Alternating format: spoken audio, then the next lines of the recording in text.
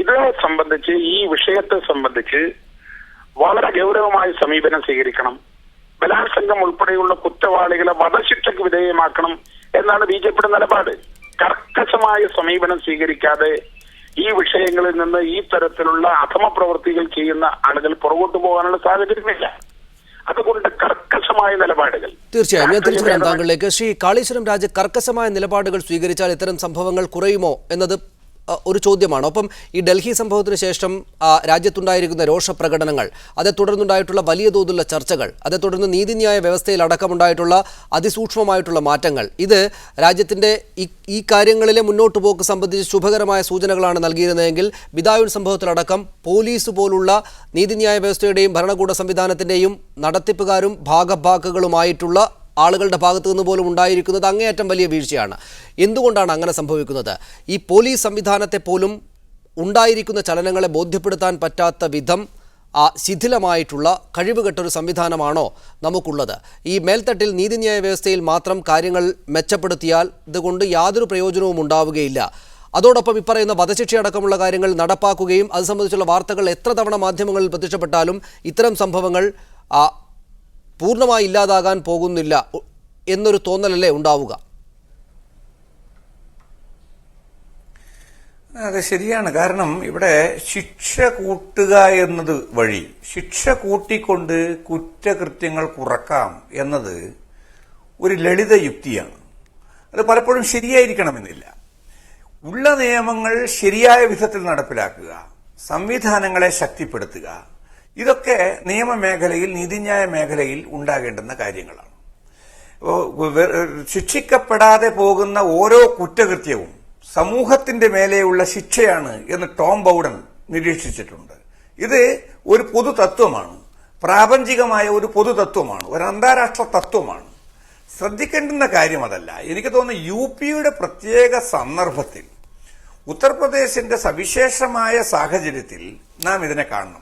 അവിടുത്തെ പിന്നാക്കാവസ്ഥ യഥാർത്ഥത്തിൽ സമഗ്രമാണ്.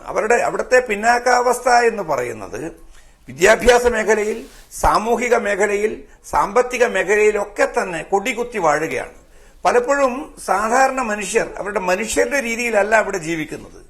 മൃഗങ്ങളെക്കാളും മോശപ്പെട്ട രീതിയിലാണ് പല സാധാരണ മനുഷ്യരും അവിടെ ജീവിക്കുന്നത്. ഈ പിന്നാക്കാവസ്ഥ മാറ്റുക എന്നുള്ളത് വളരെ പ്രധാനമാണ്.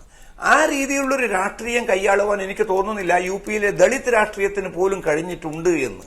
അപ്പോൾ ഇതാണ് പ്രധാനപ്പെട്ട പ്രശ്നം. എങ്ങനെ യു.പിയുടെ സാമൂഹിക അവസ്ഥയെ.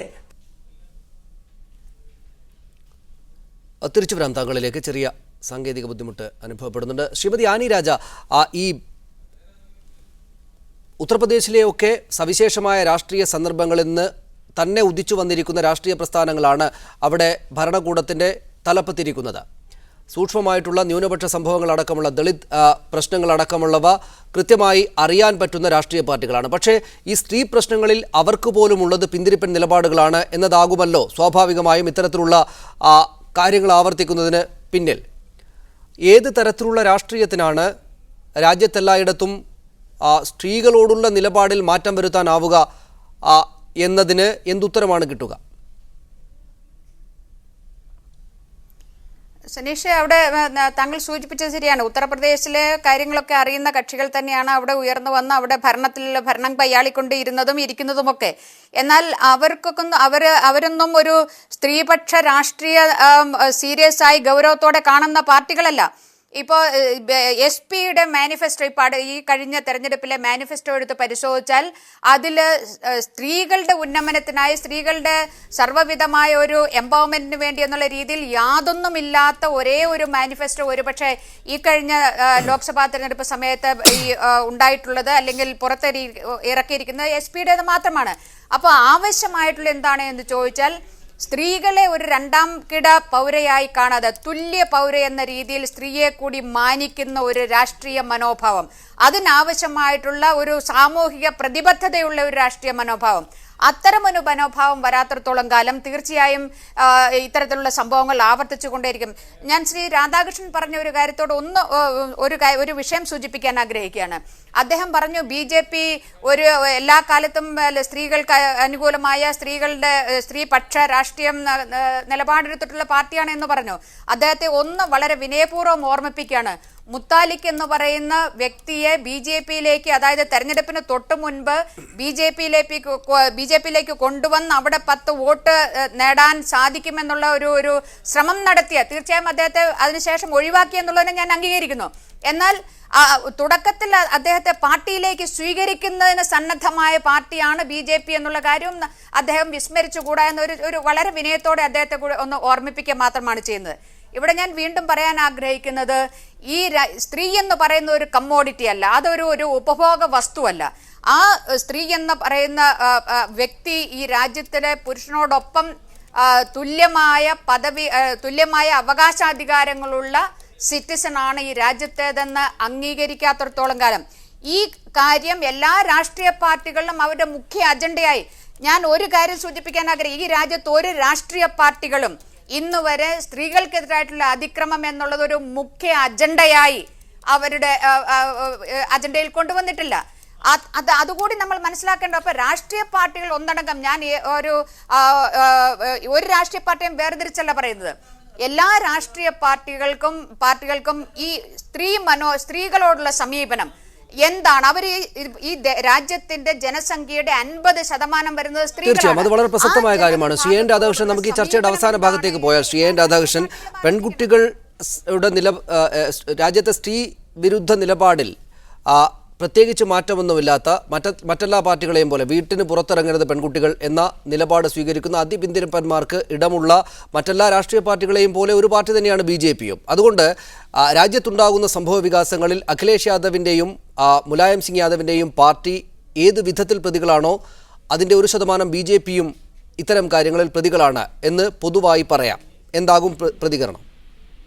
സനീഷ്, ഇതിപ്പോ നടത്തിയിട്ടുള്ള പ്രസ്താവന അങ്ങേയറ്റം നിർഭാഗ്യകരമാണ്. കാരണം BJP-യെ സംബന്ധിച്ചിടത്തോളം BJP-യുടെ സമുന്നതമായ നേതൃത്വ രംഗത്ത് വളരെ അവിഭാജ്യമായ ഘടകങ്ങളായി സ്ത്രീ സമൂഹം മാറിയിട്ടുണ്ട്. ഇന്ത്യയിലെ മർമ്മപ്രധാനമായ വകുപ്പ് കൈകാര്യം ചെയ്യുന്ന വിദേശകാര്യമന്ത്രി ശ്രീമതി സുഷമ സ്വരാജാണ്. ഈ മന്ത്രിസഭയിലെ കേന്ദ്ര മന്ത്രിസഭയിലെ പ്രധാനപ്പെട്ട വകുപ്പുകൾ കൈകാര്യം ചെയ്യുന്ന സ്ത്രീകളുടെ ഒരു വലിയ നിര തന്നെയുണ്ട്. രാജസ്ഥാനിലെ മുഖ്യമന്ത്രി BJP നേതാവ് ഒരു മഹിളയാണ്. അപ്പൊ ഞങ്ങളെ സംബന്ധിച്ചിടത്തോളം ഞങ്ങളുടെ പാർലമെന്ററി ബോർഡില് BJP-യുടെ സമുന്നതമായ നേതൃത്വത്തിൽ, BJP-യുടെ അഖിലേന്ത്യാ നേതൃത്വത്തിൽ 33% സ്ത്രീകളാണ്. ഇന്ത്യയിലെ മറ്റ് രാഷ്ട്രീയ പാർട്ടികളിൽ നിന്ന് ഇപ്പൊ ഇടതുപക്ഷ പാർട്ടികളെ പരിശോധിച്ചാൽ അറിയാം, അവരുടെ പരമോന്നതമായ പദവിയിൽ അപൂർവം ചില സ്ത്രീ സാന്നിധ്യം മാത്രമാണുള്ളത്. ഇപ്പൊ കേരളം പോലുള്ള സംസ്ഥാനത്ത് വളരെ ഗൗരവമായ രീതിയിൽ രാഷ്ട്രീയം കൈകാര്യം ചെയ്യുന്ന കാലയളവിൽ ഗൗരിയമ്മയെ പോലുള്ളവരെ മുഖ്യമന്ത്രിയാക്കാതെ മാറ്റി നിർത്തി. പക്ഷെ BJP എല്ലാ കാലയളവിലും എടുത്ത നിലപാട് സ്ത്രീ സമൂഹത്തിന് അർഹിക്കുന്നതായ പ്രാധാന്യം നൽകുന്നു, അർഹിക്കുന്ന അംഗീകാരം നൽകുന്നു. അവസരം വരുമ്പോൾ അവരെ മുഖ്യധാരയിലേക്ക് കൊണ്ടുവരാനുള്ള ശ്രമം നടത്തുന്നു. അതിന്റെ ഭാഗമായിയാണ് സംഘടനാപരമായും രാഷ്ട്രീയപരമായും സ്ത്രീ സമൂഹത്തിന്റെ വളർച്ചയെ ലക്ഷ്യം വെച്ചുകൊണ്ട് അതിന്റെ പ്രാപ്തിയിലേക്ക് എത്തിക്കുന്നതിന് വേണ്ടിയുള്ള നേതൃത്വ നിരയെ കൊണ്ടുവന്നിട്ടുള്ള ഇന്ത്യയിലെ ഏക പാർട്ടി BJP-യാണ്. സ്വതന്ത്ര ഭാരതത്തിന് ചരിത്രത്തിന് ശേഷം വലുതായി വന്നിട്ടുള്ള രാഷ്ട്രീയ പാർട്ടികൾ ഓരോന്നും നിങ്ങൾ പരിശോധിച്ചാലും, പ്രത്യേകിച്ച് ഇടതുപക്ഷ പ്രസ്ഥാനങ്ങൾ ഇപ്പോൾ CPI-യെ സംബന്ധിച്ചിടത്തോളം അവരുടെ പോളിറ്റ് ബ്യൂറോവിൽ എന്റെ അറിവിൽ ഇന്നേ ഒരു മഹിള വന്നിട്ടില്ല. തീർച്ചയായും ഞാൻ ഇടപെടുകയാണ്. ശ്രീ എൻ രാധാകൃഷ്ണൻ, സമയക്കുറവുണ്ട്. ശ്രീ കാളീശ്വരം രാജ്, നമുക്ക് ഈ ചർച്ച അവസാനിപ്പിക്കാം. BJP അവകാശപ്പെടുന്നത് സ്വാഭാവികമായും ശരിയാണ്. അവരുടെ ഇതടക്കമുള്ള രാഷ്ട്രീയ പാർട്ടികളുടെ ഉന്നത തലങ്ങളിൽ വനിതകൾക്ക് വലിയ പ്രാധാന്യം തന്നെയുണ്ട്. നിയമപരമായ സംഗതികൾ കൊണ്ട് മാത്രം പരിഹരിക്കാവുന്ന ഒന്നല്ല ഇപ്പോൾ UP-യിലടക്കം സംഭവിച്ചുകൊണ്ടിരിക്കുന്നത് എന്നതിന് ഇതിൽ കൂടുതൽ തെളിവുകൾ വേണ്ട. രാഷ്ട്രീയമായ കാരണങ്ങൾ, ഭൗതികമായിട്ടുള്ള കാരണങ്ങൾ, ജാതീയമായിട്ടുള്ള നമ്മുടെ രാജ്യത്ത് തുടക്കം മുതൽ നിലനിൽക്കുന്ന വലിയ വിവേചനങ്ങൾ, ഇതൊക്കെ ഇതിന് പിന്നിലുണ്ടെങ്കിൽ ഡൽഹി സംഭവം പോലെ അത്രമേൽ വലിയ തോതിൽ ചർച്ച ചെയ്യപ്പെട്ട സംഭവങ്ങൾ ഉണ്ടായിട്ട് പോലും അതിനെതിരെ ആകാവുന്ന ഇടത്തു നിന്നെല്ലാം പ്രതിഷേധ സ്വരങ്ങളും വളരെ സൂക്ഷ്മമായിട്ടുള്ള ചർച്ചകളും ഉയർന്നു വന്നിട്ട് പോലും ഈ സംഭവങ്ങൾ രാജ്യത്ത് അങ്ങോളം ഇങ്ങോളം ആവർത്തിക്കുകയാണ് ചെയ്യുന്നതെങ്കിൽ എന്താണ് ചെയ്യാനാവുക? പാശ്ചാത്യ രാജ്യങ്ങൾ അല്ലെങ്കിൽ ഐക്യരാഷ്ട്രസഭ പോലുള്ള സംവിധാനങ്ങൾ എന്തുകൊണ്ട് ഇന്ത്യയിൽ ഇത് കൂടുതലായി നടക്കുന്നു എന്ന ആശങ്ക പ്രകടിപ്പിക്കും വിധമാണ് കാര്യങ്ങളെങ്കിൽ എങ്ങനെയാണ് അതിനൊരു അവസാനം ഉണ്ടാവുക എന്നൊരു ചോദ്യമുണ്ട്. അതിനുള്ള ഉത്തരമായി താങ്കൾ എന്താണ് ചിന്തിക്കുന്നത്? നമുക്ക് ഈ ചർച്ച അവസാനിപ്പിക്കാം. എൻ്റെ അഭിപ്രായത്തിൽ ഇത് വളരെ ആഴത്തിൽ ചിന്തിക്കണം. നമ്മുടെ മൊത്തത്തിലുള്ള ഒരു പ്രത്യേകിച്ച് വടക്കേന്ത്യ ബലാത്സംഗത്തിന്റെ കാര്യം മാത്രമല്ല, യു പിയുടെ കാര്യം മാത്രമല്ല, യു പിയിൽ ഇത് കൂടുതൽ പ്രകടമാണ് എന്നുള്ളതാണ് യാഥാർത്ഥ്യം. വർഗീയ ലഹളകളുണ്ട്. മുസ്തഫ നഗറിലെ സമൂഹത്തിന്റെ കാഴ്ചപ്പാട്, ജനങ്ങളുടെ അവസ്ഥ, ഇത് വളരെ പ്രധാനമാണ്. അതൊരു ഇപ്പോഴും ഒരു ഗോത്ര സംസ്കൃതി കൈകാര്യം ചെയ്യുന്നു എന്നുള്ളത് വാസ്തവത്തിൽ ചിന്തിക്കേണ്ടുന്ന ഒരു കാര്യം. നമുക്ക് കേവലം നിയമങ്ങളോ എന്തിന് ഭരണഘടന ഉണ്ടായത് കൊണ്ട് മാത്രമോ നമുക്കൊരു മെച്ചപ്പെട്ട സമൂഹത്തെ നിർമ്മിക്കാൻ സാധിക്കില്ല. ഭരണഘടന പോലും പ്രധാനമാകുന്നത് ആ ഭരണഘടനയെ നിലനിർത്തുന്ന, പോഷിപ്പിക്കുന്ന, മെച്ചപ്പെടുത്തുന്ന, അതിന്റെ സ്വപ്നങ്ങളെ സഫലമാക്കുന്ന ഒരു രാഷ്ട്രീയ ഘടനയുണ്ടാകുമ്പോഴാണ് ഭരണഘടന പോലും പ്രധാനമാകുന്നത്. അതാണ് മാർക്ക് ട്രഷ്നറ്റിനെ പോലുള്ള ആളുകൾ വളരെ പ്രചണ്ഡമായ രീതിയിൽ ചിന്തിച്ച കാര്യമാണത്. അത് കേവലം ഒരു ഇതുപോലെ വളരെ വലിയ ഭരണഘടനകൾ പല രാജ്യങ്ങളിലുമുണ്ട്, പല ആഫ്രിക്കൻ രാജ്യങ്ങളിലുമുണ്ട്, പല ഗോത്ര സമൂഹങ്ങളിൽ പോലും ഉണ്ട്. അപ്പോൾ അതിനെ മെച്ചപ്പെടുത്തുന്ന ഒരു രാഷ്ട്രീയ പ്രക്രിയ ഉണ്ടാവുന്നുണ്ടോ എന്നുള്ളതാണ് പ്രശ്നം. നമ്മുടെ ഒരുപക്ഷെ ഭരണഘടന നിർമ്മിക്കുന്ന സമയത്തുള്ള സ്ത്രീ സമത്വത്തെക്കുറിച്ചുള്ള നമ്മുടെ ചിന്തകൾ, അല്ലെങ്കിൽ സ്ത്രീ ശാക്തീകരണത്തെക്കുറിച്ചുള്ള നമ്മുടെ ചിന്തകൾ, അവ യഥാർത്ഥത്തിൽ നമ്മുടെ നാട്ടിലെ പല രാഷ്ട്രീയ കക്ഷികളും ഉൾക്കൊണ്ടിട്ടില്ല. അതിനുതകുന്ന വിധത്തിലുള്ള വിദ്യാഭ്യാസ, സാമ്പത്തിക, സാമൂഹിക മേഖലയിലുള്ള സ്ട്രാറ്റജികൾ, തന്ത്രങ്ങൾ, രാഷ്ട്രീയമായിട്ടുള്ള തന്ത്രങ്ങൾ, രാഷ്ട്രീയമായിട്ടുള്ള വിദ്യാഭ്യാസം ഉണ്ടായിട്ടില്ല.